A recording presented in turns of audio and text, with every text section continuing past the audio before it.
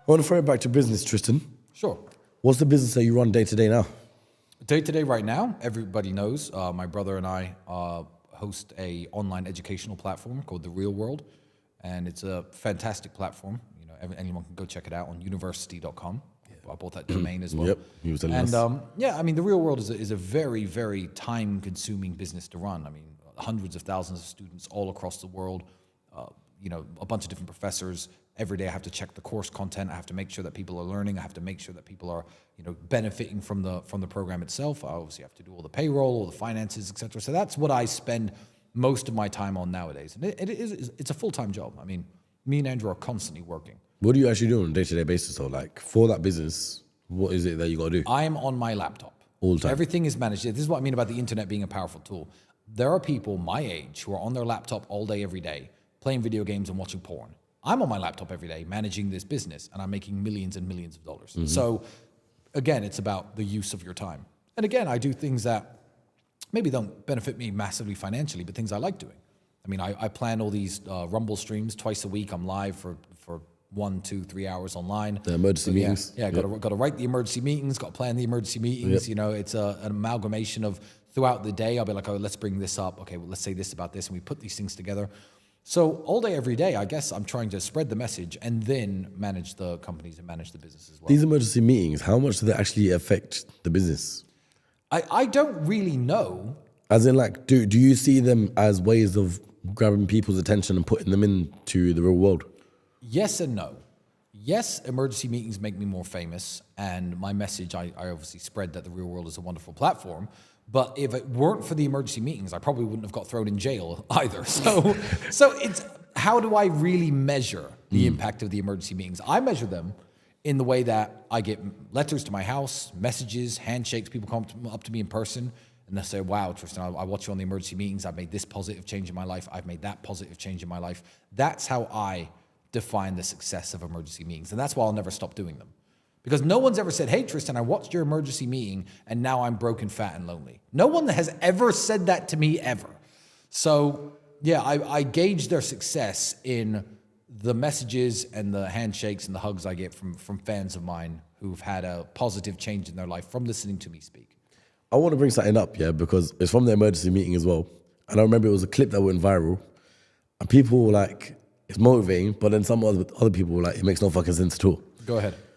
You said you go to sleep at 6 a.m. and wake up at 5:59. Yeah. Explain that one and the maths behind it. Well, you know what? I made it up while I was talking.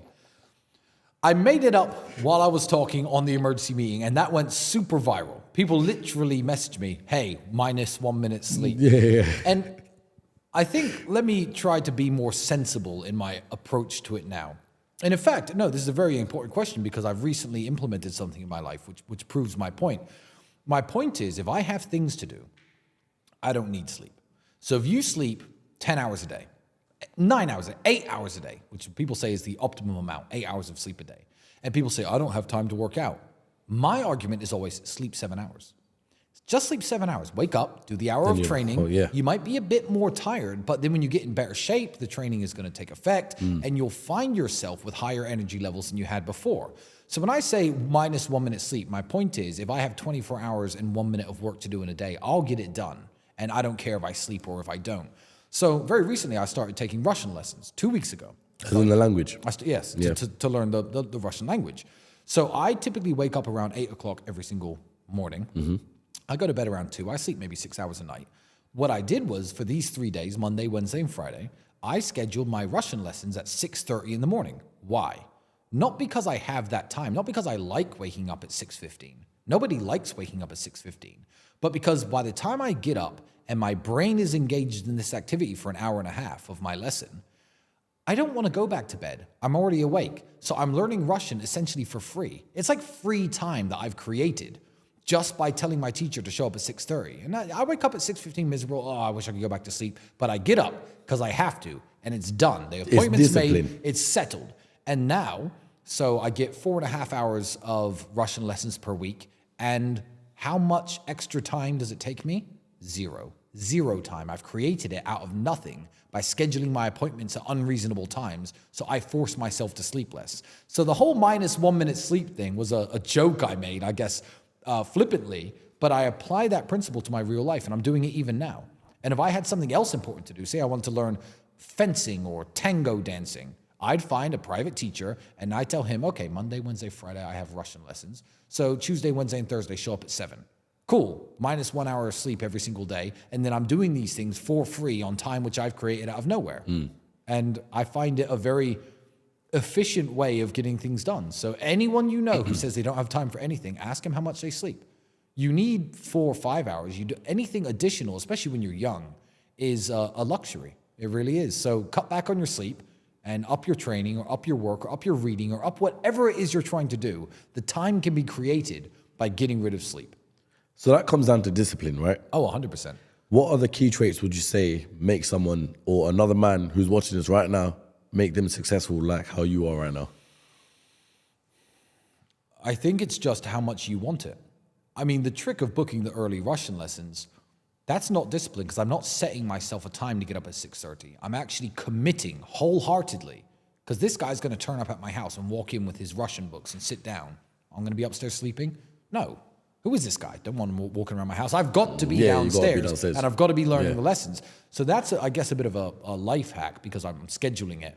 But if you don't have such a strict schedule and you yourself need to get up at certain times because you want to get things done, let's take training. Training is something you could easily wake up at 6:30 and think, oh, let me just close my eyes. Let me just not train today. I think it just comes down to how bad you want it. And I don't have any magical spell to give people to make them want it as much as I wanted it. But I feel like most men want the same things. Most men want money. Why? Not all men want fast cars. Not all men want $55,000 lighters or expensive tailored suits. But, you know, money gives you the ability to take care of your family, to take care of your friends, can buy you the best health care. When I say money doesn't buy health, sure. Rich people and poor people can both get incurable brain cancer and it can kill you.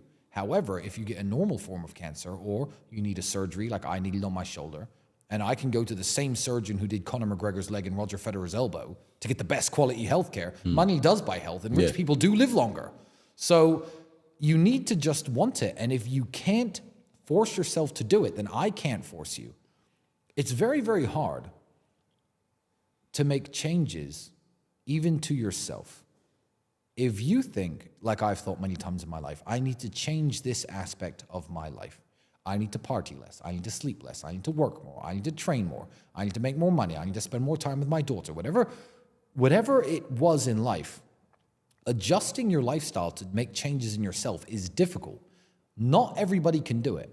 So if you understand how difficult it is to make changes to yourself, you have to understand it is impossible to make changes to somebody else. If somebody else really isn't going to do it and really doesn't want it, they can listen to my emergency meetings for the rest of their life, 24 hours and 1 minute a day, and it won't change what they actually do. Yeah, it's like when you tell a smoker to quit smoking, but they're not going to do it until they want to help themselves. Exactly. It's just bad habits or something like that. They can only change according to when they want to do it. Exactly. When it works for them. So I just give the positive message out there that anything is possible if you do the work. And if you don't want to, I don't give a shit. I don't know you, people at home. I don't. If you stay broke, it affects me zero. But please don't, for the sake of yourself. Like, it doesn't help me. But just don't do it. It sucks. I'll ask this to Andrew and I'm going to ask it to you. Anything you like.